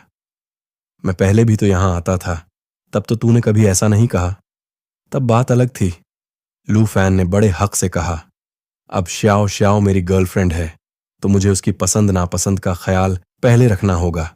वाह भाई, मतलब बंदी मिलते ही भाईचारा खत्म। मैंने गुस्से में दांत पीसते हुए अपना जैकेट उठाया और वहां से निकल पड़ रहा। दरवाजे से बाहर निकलते वक्त भी मुझे लू फैन की दबी हुई आवाज सुनाई दी, हाउ जी, संभल कर जाना भाई, अगली बार आने से पहले फोन कर लेना। मैंने धड़धम से दरवाजा बंद किया। अब मैं उस जगह 1 मिनट भी और नहीं रुक सकता था। रात को मैं जितना इस बारे में सोचता, मेरा गुस्सा उतना ही बढ़ता जाता। मैंने फैसला किया कि फोन करके इन लव बर्ड्स की क्लास लगाता हूं। काफी देर तक घंटी बजने के बाद फोन उठा और दूसरी तरफ से लू फैन की फुसफुसाती हुई आवाज आई, हाउ जी, क्या बात है? श्याओ श्याओ सो गई है? मैंने घड़ी देखी, अभी तो सिर्फ 9:30 बजे थे। इतनी जल्दी सो गई? हाँ, आज उसके ऑफिस में काफी काम था, बेचारी थक गई थी। लू फैन की आवाज में फिक्र और प्यार साफ झलक रहा था। मैंने उसे गर्मा गर्म दूध पिलाया और थोड़ी देर मसाज कर दी तो उसे नींद आ गई। मैंने अपनी आंखें सिकोड़ी और तंज कसा, तो अब तुम फुल टाइम नौकर, बेबी सिटर बन गए हो क्या? लू फैन ने बड़ी गंभीरता से जवाब दिया, श्याओ श्याओ का ख्याल रखना मेरे लिए दुनिया का सबसे खुशी भरा काम है। मेरा मन किया कि अभी के अभी फोन ही तोड़ दूं। तभी लू फैन अचानक बोला, वैसे हाउ जी, अगले हफ्ते श्याओ श्याओ का बर्थडे है। मैं उसे एक सरप्राइज देने की तैयारी कर रहा हूं, तुम भी आ जाना। मैंने ठंडी आह भरी, चलो, कम से कम अब तो तुम्हें मेरी याद आई। भाई, आखिर तुम उसके बड़े भाई हो, ऐसे खास मौके पर तुम्हारा होना तो बनता है। लू फैन ने मुस्कुराते हुए कहा, मेरा प्लान है कि उस दिन मैं उसे अम्यूजमेंट पार्क ले जाऊंगा, फिर रात को जायंट व्हील, फेरिस व्हील पर उसे प्रपोज करूंगा और उसके बाद बस बस, रुक जाओ। मैंने तुरंत उसे टोका। मुझे ये सब बारीकियां बताने की जरूरत नहीं है। मैं अपनी जिंदगी से और नफरत नहीं करना चाहता। I don't want to die of jealousy. Lu Fan phone के दूसरी तरफ से धीरे से हंसा। चलो, फिर तय रहा। अगले रविवार दोपहर 3 बजे अम्यूजमेंट पार्क के गेट पर मिलते हैं। फोन काटने के बाद मैं काफी देर तक अपने फोन को एकटक देखता रहा। आखिरकार मैंने अपने शेड्यूल में वह तारीख नोट कर ही ली। भले ही इन दोनों का रोमांस मेरी आंखों में चुभता है, पर क्या करूं, आखिर वो मेरी बहन है। ऐसे मौके पर तो जाना ही पड़ेगा। शाओ शाओ के जन्मदिन के दिन मैं वक्त पर अम्यूजमेंट पार्क पहुंच गया। दूर से ही मैंने देखा कि लू फैन ने शाओ शाओ का हाथ थाम रखा था और दोनों ने कपल्स ड्रेस, एक जैसे कपड़े पहन रखे थे। देखने में ही कितने अजीब, आंखों में चुभने वाले लग रहे थे। भैया, शाओ शाओ ने मुझे देखते ही खुशी से हाथ हिलाया। आप भी आ गए। मैं थोड़े चिड़चिड़े अंदाज में उनके पास गया। अब जब किसी ने मुझे न्योता दिया है तो क्या मैं ना आता? लू फैन ने मुस्कुराते हुए मेरी तरफ एक गुब्बारा बढ़ाया। हाउजी, ये तुम्हारे लिए। मैं उस कार्टून वाले गुब्बारे को देखकर हक्का बक्का रह गया। मुझे ये क्यों दे रहे हो? ताकि तुम कहीं खो ना जाओ, लू फैन ने पूरी गंभीरता से कहा। फिर उसने जादूगर की तरह एक और बड़ा गुब्बारा निकाला और शाओ शाओ को दे दिया। बेबी, ये तुम्हारे लिए है। वह गुब्बारा दिल, हार्ट के आकार का था और उस पर हैप्पी बर्थडे लिखा था। शाओ शाओ ने खुशी खुशी उसे ले लिया और लू फैन के गाल पर एक किस किया। Thank you fan fan. मैं उस बचकाने से गुब्बारे को पकड़े खड़ा था और खुद को एक बहुत बड़ा कबाब में हड्डी, थर्ड व्हील महसूस कर रहा था। चलो, पहले मैरी गो राउंड पर चलते हैं। लू फैन ने बड़े स्वाभाविक अंदाज में शाओ शाओ की कमर में हाथ डाला। पिछली बार तुमने कहा था कि तुम्हें यह झूलना है। मैंने देखा कि कैसे लू फैन किसी कीमती चीज की तरह शाओ शाओ का ख्याल रख रहा था और मुझसे रहा नहीं गया। तुम दोनों कम से कम मुझ जैसे सिंगल इंसान की भावनाओं का तो ख्याल करो। लू फैन ने पीछे मुड़कर मुझे देखा और मुस्कुराते हुए बोला, हाउजी, तुम भी अपने लिए कोई गर्लफ्रेंड क्यों नहीं ढूंढ लेते? मैंने उसे एक बड़ा सा वाइट आई रोल दिया। रहने ही दो भाई, मैं तुम्हारी तरह इतना रोमांटिक नहीं हो सकता।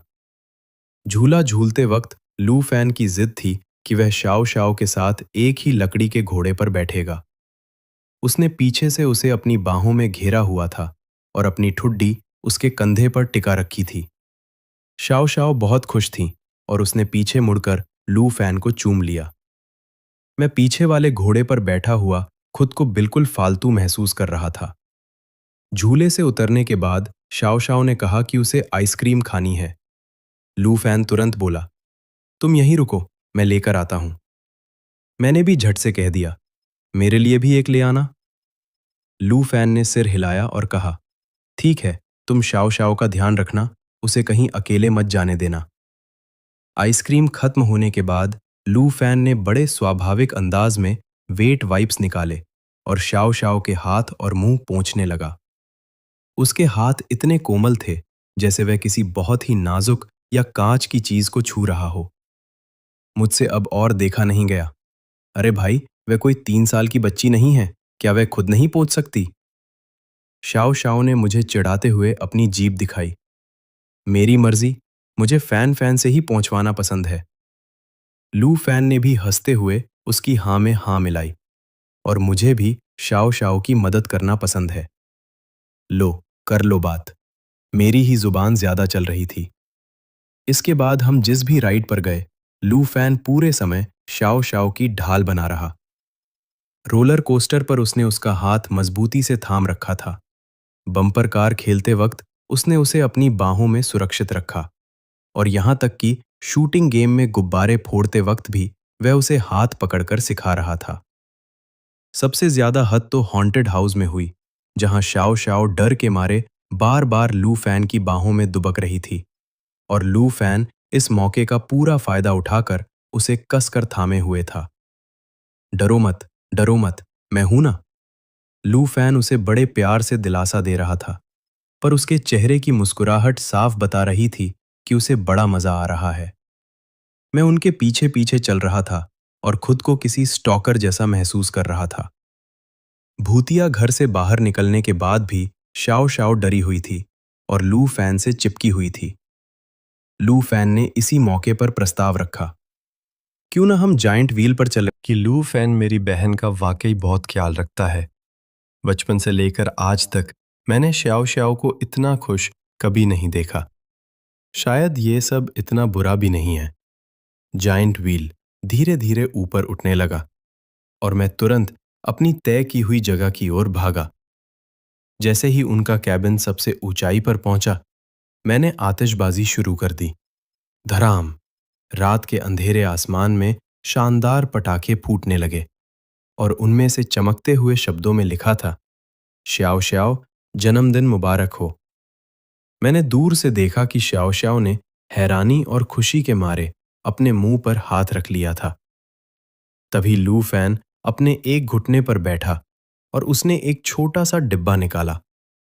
भले ही मैं उनकी बातें नहीं सुन पा रहा था, लेकिन उसके होंठों की हलचल से साफ लग रहा था कि वो अपने प्यार का इजहार कर रहा है। श्याओ श्याओ ने भावुक होकर हाँ में सिर हिलाया और लू फैन की बाहों में समा गई। आतिशबाजी की उस खूबसूरत रोशनी में वे दोनों एक दूसरे को चूम रहे थे। वो नज़ारा किसी रोमांटिक फिल्म के सीन जैसा लग रहा था। मैं बचे हुए पटाखे जलाते हुए मन ही मन चिढ़कर सोच रहा था, अगली बार से मैं ऐसा कोई काम नहीं लूंगा। यह आंखों के लिए बहुत कष्टदायक है। जब वे जाइंट व्हील से नीचे उतरे तो श्याओ श्याओ की आंखें अभी भी लाल थीं, लेकिन उसके चेहरे पे एक असीम खुशी की मुस्कान चमक रही थी।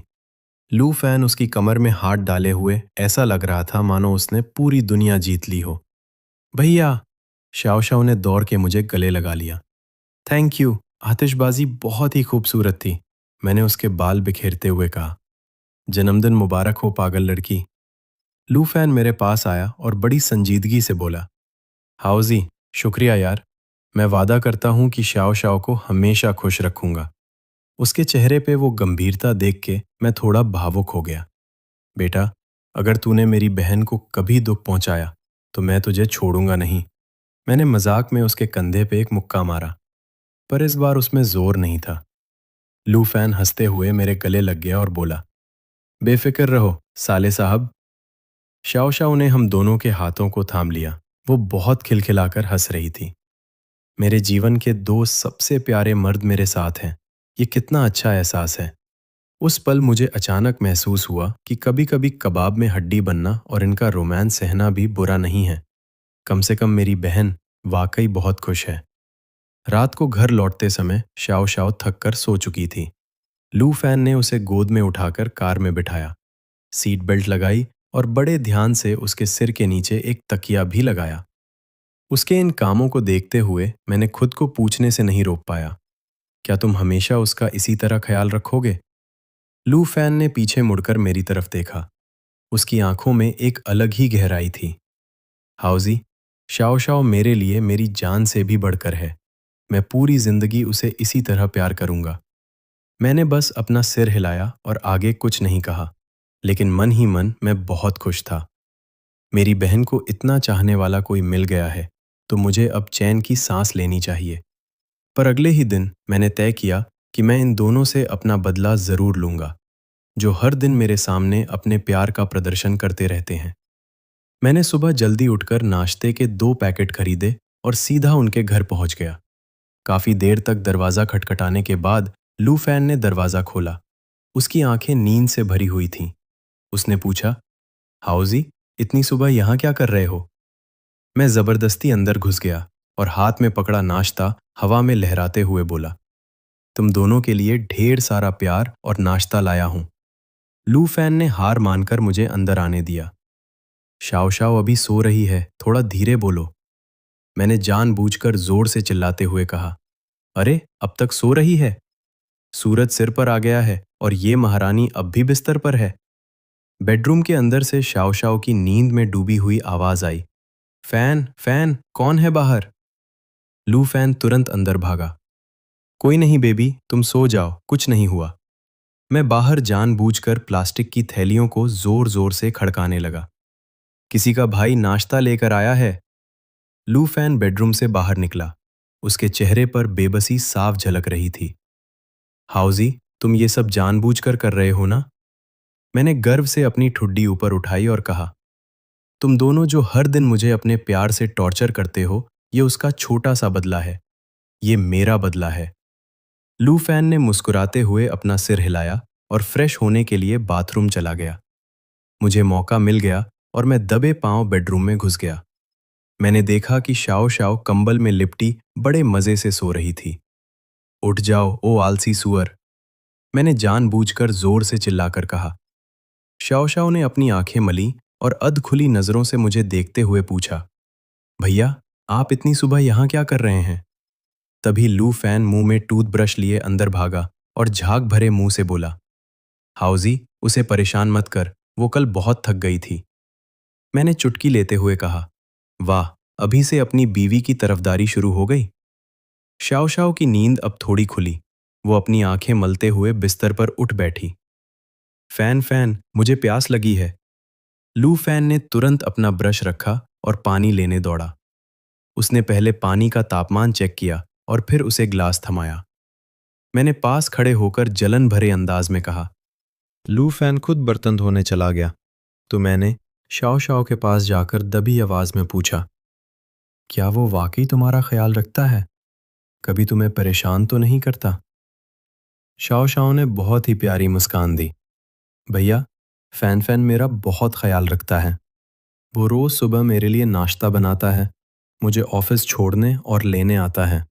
उसे मेरी हर पसंद नापसंद याद है। वो अपनी उंगलियों पर लू फैन की अच्छाइयाँ गिनाने लगी और मैं जलन के मारे लाल होने लगा। बस बस, रुक जाओ। मैंने अपने कान बंद कर लिए। मुझे ये सब बारीकियां नहीं सुननी। शाओ शाओ ने हंसते हुए मेरा हाथ नीचे किया। भैया, थैंक यू कि आपने हमें साथ रहने की अनुमति दी। मैंने उसके सिर पर हाथ फेरते हुए कहा, पगली, बस तू खुश रहे, मेरे लिए वही काफी है। तभी लू फैन बर्तन धोकर बाहर आया और बड़ी सहजता से शाओ शाओ के पास बैठकर उसकी कमर में हाथ डाल दिया। क्या बातें हो रही हैं? शाओ शाओ उसके कंधे पर सिर टिकाते हुए बोली। बता रही थी कि भैया अब हमारे रिश्ते के खिलाफ नहीं है। लू फैन ने मेरी तरफ मुस्कुराते हुए देखा। हाउजी कभी हमारे खिलाफ था ही नहीं, वो बस तुम्हें खोने से डरता था। मैंने एक ठंडी आह भरी और कहा, चलो, कम से कम तुम मुझे समझते तो हो। अपनी बहन को अपने सबसे अच्छे दोस्त की बाहों में सुरक्षित देखकर मुझे अचानक महसूस हुआ कि ये वाकई बहुत अच्छा है। भले ही मुझे रोज इनकी प्रेम कहानी की चमक झेलनी पड़ती है, पर कम से कम मुझे ये तो पता है कि उसे कोई जी जान से प्यार करने वाला मिल गया है। अरे हाँ, लू फैन अचानक बोला, अगले वीकेंड हम मम्मी पापा से मिलने जाने का प्लान बना रहे हैं। हाउजी, तुम भी साथ चलो। मैं थोड़ा ठिठक गया। मैं भी? ये कुछ अजीब नहीं लगेगा? शाओ शाओ ने मेरा हाथ खींचते हुए लाड़ से कहा, चलिए ना भैया, मम्मी पापा भी कह रहे थे कि उन्हें आपकी याद आ रही है। मैंने थोड़ा हिचकिचाते हुए हाँ कह दिया। आखिर मैं इन दोनों को अकेले पूरे परिवार का प्यार बटोरने तो नहीं दे सकता था। अगले हफ्ते हम शाओ शाओ के होने वाले ससुराल पहुंचे। ये कहना ही अपने आप में कितना अजीब लग रहा था। और वहां एक बार फिर मेरी आंखें उनकी खुशियों की चमक से चौंधिया गईं। लू फैन के मम्मी पापा तो मेरी बहन को सिर पर बिठाए हुए थे। अंदर घुसते ही लू की मम्मी ने शाओ शाओ का हाथ थाम लिया और उसकी खैर खबर लेने लगीं। शाओ शाओ, तुम इतनी कमजोर कैसे हो गई? क्या लू फैन ने तुम्हारा ख्याल नहीं रखा? लू के पापा भी तुरंत फल और नाश्ता ले आए। शाओ शाओ, बेटा ये खाओ, ये सब तुम्हारी पसंद का है। लू फैन एक तरफ मासूम सा चेहरा बनाकर बोला, मम्मी पापा, मैंने कब इसका ख्याल नहीं रखा? इसका तो 3 किलो वजन बढ़ गया है। शाओ शाओ ने धीरे से उसे चिकोटी काटी और शर्माते हुए बोली, अंकल आंटी, लू फैन मेरा बहुत अच्छे से ख्याल रखता है। लू की मम्मी ने मुस्कुराते हुए कहा, अभी भी अंकल आंटी? अब तो रिश्ता बदल गया है, नाम भी बदल जाना चाहिए, है ना? शाओ शाओ का चेहरा और भी लाल हो गया और उसने दबी आवाज में कहा, मम्मी, पापा। दोनों बुजुर्गों की खुशी का ठिकाना न रहा। उन्होंने तुरंत एक बड़ा सा शगुन का लिफाफा उसके हाथ में थमा दिया। मैं एक तरफ अकेला खड़ा ये सब देख रहा था। आखिर मुझसे रहा नहीं गया और मैंने जोर से खांसा, अंकल आंटी, मैं भी यहां आया हूं। लू की मम्मी ने तब जाकर मेरी तरफ देखा। अरे हाओ हाओ, तुम भी आए हो, आओ आओ बैठो। भाई साहब, पक्षपात इतना साफ था कि क्या बताऊं। खाने की मेज पर तो और भी हद हो गई। लू फैन लगातार शाओ शाओ की प्लेट में खाना परोस रहा था। लू की मम्मी भी उसका कटोरा भरने में लगी थी और लू के पापा ने तो खास तौर पर शाओ शाओ की पसंद के खट्टे मीठे रिब्स बनाए थे। मेरी प्लेट पूरी तरह से खाली थी। आखिर में शाओ शाओ से देखा नहीं गया और उसने मुझे चिकन का एक पीस दिया। भैया, आप भी खाइए। लू फैन तुरंत बोला, शाओ शाओ, तुम अपनी फिक्र करो, हाउजी खुद ले लेगा। ये खाना खाकर मेरा पेट नहीं बल्कि मेरा दिमाग दुखने लगा। खाना खराब नहीं था, बस इनका रोमांस जरूरत से ज्यादा हो गया था।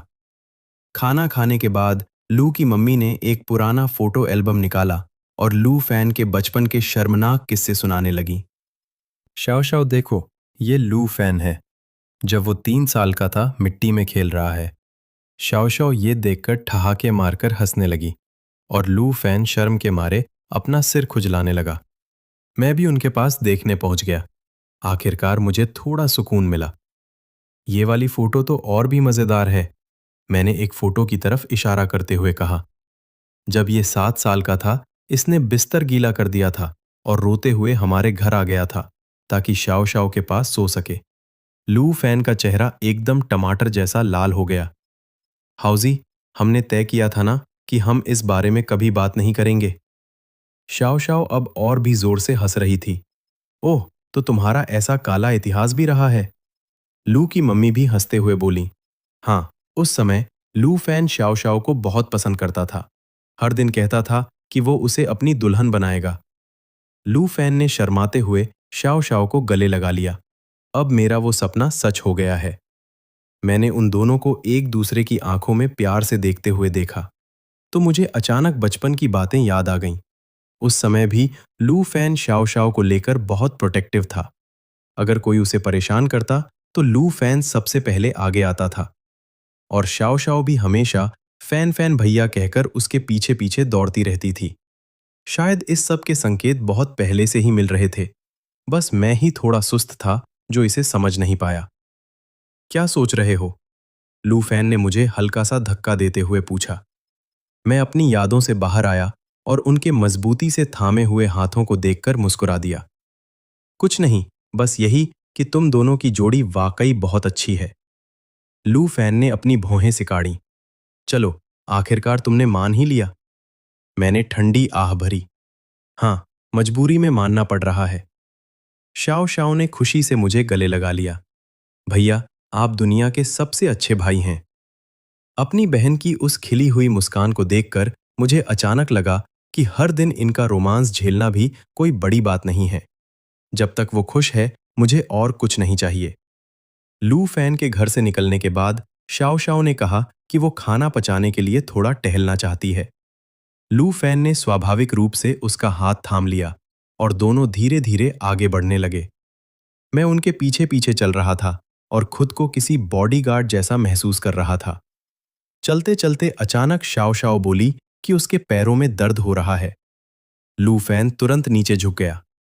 आओ, मैं तुम्हें अपनी पीठ पर उठा लेता हूं। शाओ शाओ खुशी खुशी उसकी पीठ पर चढ़ गई और उसके गले लगकर बोली, फैन फैन, तुम सबसे अच्छे हो। मुझसे अब और रहा नहीं गया। अरे भाई, अभी तो सिर्फ 4 कदम चले हो और पैर दुखने लगे। तुम दोनों का ये जरूरत से ज्यादा रोमांस क्या कभी खत्म होगा? लू फैन मेरी बहन को पीठ पर लादे हुए पीछे मुड़ा और मुझे देखकर मुस्कुराया। हाउजी, साफ दिख रहा है कि तुम जल रहे हो। मैं अपनी जिद पर अड़ा रहा।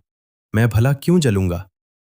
शाओ शाओ ने लू फैन के कंधे पर सिर टिकाकर हंसते हुए कहा, इसलिए क्योंकि कोई मुझे अपनी पीठ पर उठाकर चल रहा है। मैंने एक ठंडी आह भरी और तेज कदमों से उनसे आगे निकल गया।